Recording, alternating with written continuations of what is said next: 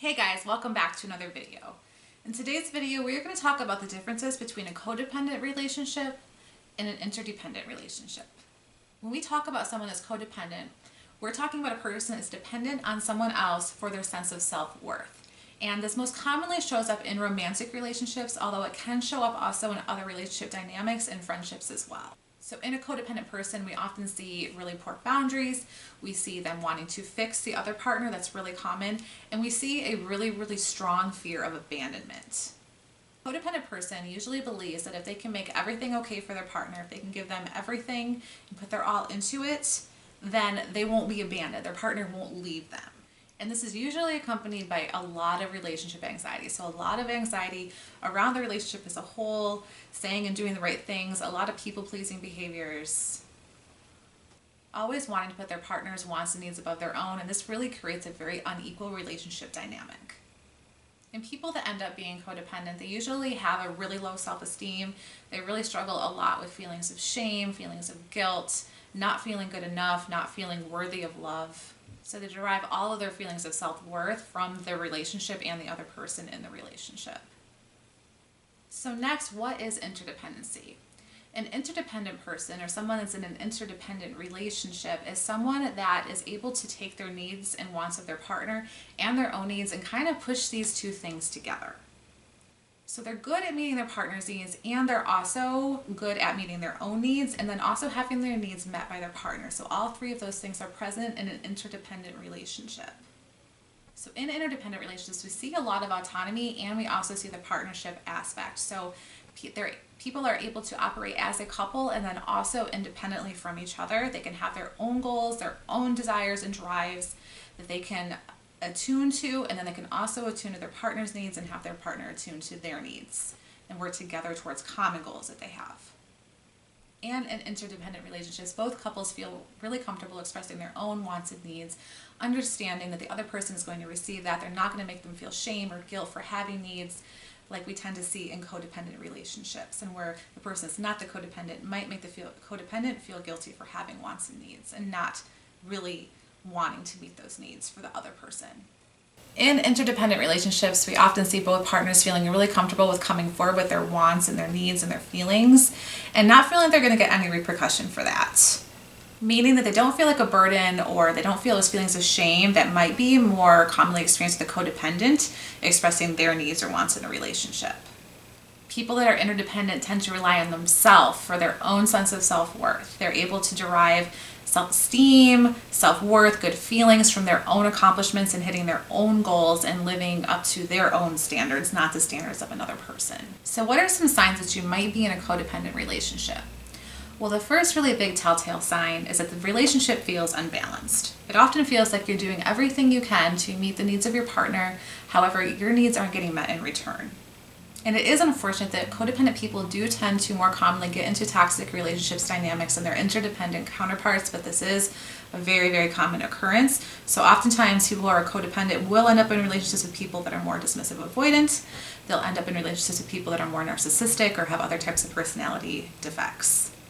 So due to the toxic nature of a toxic partner or someone who's more dismissive avoidant or emotionally immature, they're totally usually okay with having you meet all of their needs and then doing as little work as possible in return. So this is kind of what those relationships look like.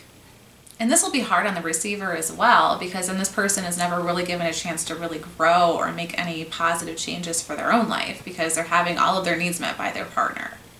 Another sign is a low self-esteem. Self-esteem is only directly derived from the opposite partner. So you can't really grow your own self-esteem. Your self-esteem isn't based on your own personal accomplishments. It's based on the success of your relationship and how good your partner feels in the relationship.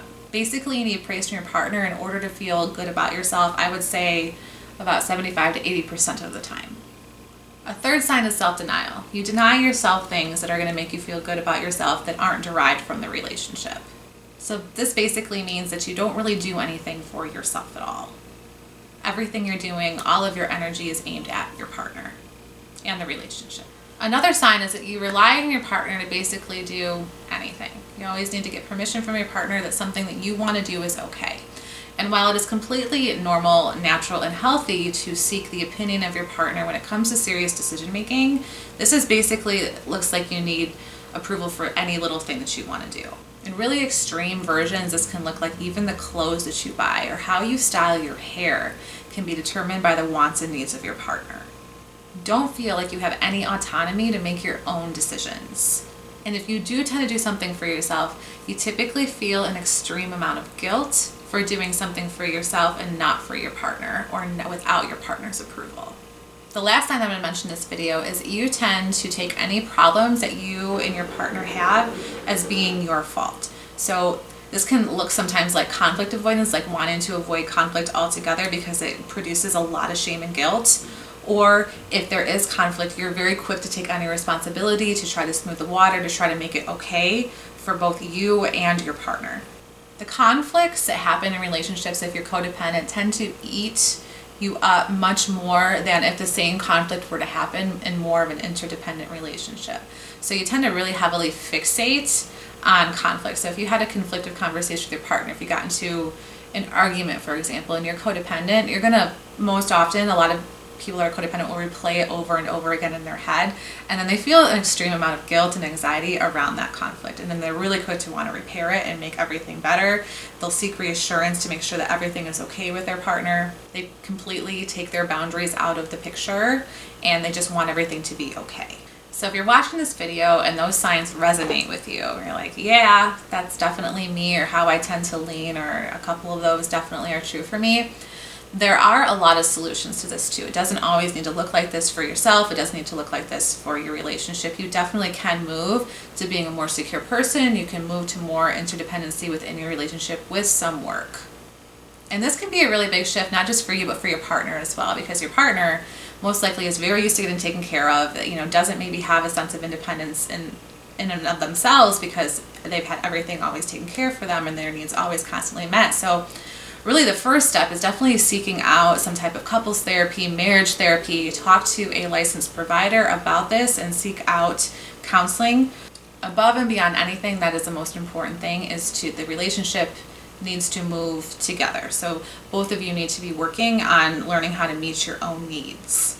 And if you're codependent, you can really only do this for yourself. You can only work on meeting your own needs. Your partner has to make the decision to work on meeting theirs.